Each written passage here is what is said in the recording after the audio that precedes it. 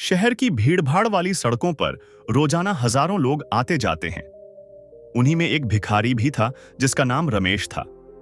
चेहरा धूप और धूल से काला पड़ चुका था, कपड़े पुराने और फटे पुराने थे।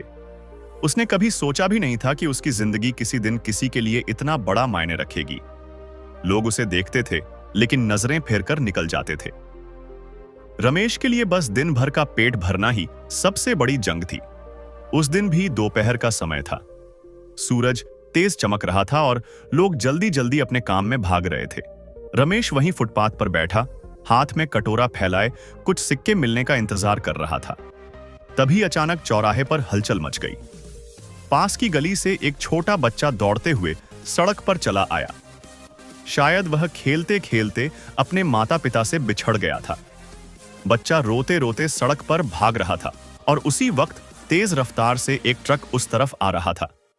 भीड़ में मौजूद लोग सब कुछ देख रहे थे, लेकिन किसी की हिम्मत नहीं हो रही थी कि अचानक सड़क पर कूदकर बच्चे को पकड़ ले। हर कोई बस आवाजें दे रहा था, रुको, बचाओ।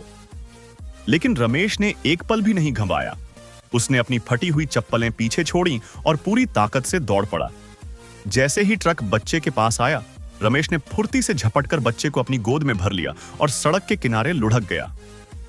ट्रक ब्रेक लगाते लगाते चीखती आवाज करता हुआ वहीं रुक गया, लेकिन अगर रमेश ने एक पल भी देर की होती तो बच्चा उसके नीचे आ चुका होता। भीड़ दौड़कर आई। किसी ने बच्चे को उसकी मां के हवाले किया जो चीखते चिल्लाते वहां पहुंच गई थी। मां अपने बच्चे को कसकर सीने से चिपकाकर रोने लगी। उसकी आंखों में सिर्फ कृतज्ञता थी। पूरे इलाके में चर्चा फैल गई कि वो भिखारी ने जान बचाई, नहीं तो आज क्या हो जाता। रमेश थका हुआ, घायल घुटनों के साथ वहीं बैठा था, लेकिन उसके चेहरे पर एक अजीब सी संतुष्टि थी। शायद पहली बार उसे यह महसूस हुआ कि वह सिर्फ एक भिखारी नहीं है, बल्कि किसी की जिंदगी का रक्षक भी बन सकता है। लोगों ने ताली बजाई, किसी ने उसे पानी पिलाया, किसी ने जेब से पैसे निकालकर हाथ में रखे।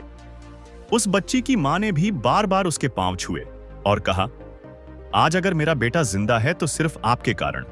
आप हमारे लिए भगवान से कम नहीं।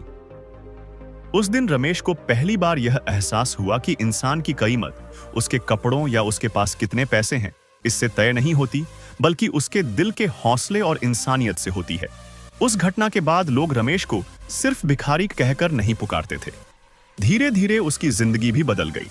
कई लोग उसे काम का अवसर देने लगे, लेकिन उससे भी बड़ी चीज यह थी कि उसने खुद को एक बेकार समझना बंद कर दिया। उसके भीतर आत्मविश्वास और गर्व का भाव पैदा हो गया। सीख: यह कहानी हमें यह सिखाती है कि इंसानियत सबसे बड़ी दौलत है। भिखारी हो या अमीर, असली पहचान वही है जो मुसीबत की घड़ी में किसी के काम आ सके। कभी भी किसी को उसके हालात देखकर छोटा मत समझो, क्योंकि दयालु हृदय और साहस अक्सर सबसे अप्रत्याशित जगहों पर मिलते हैं। कहानी कुल शब्द लगभग 500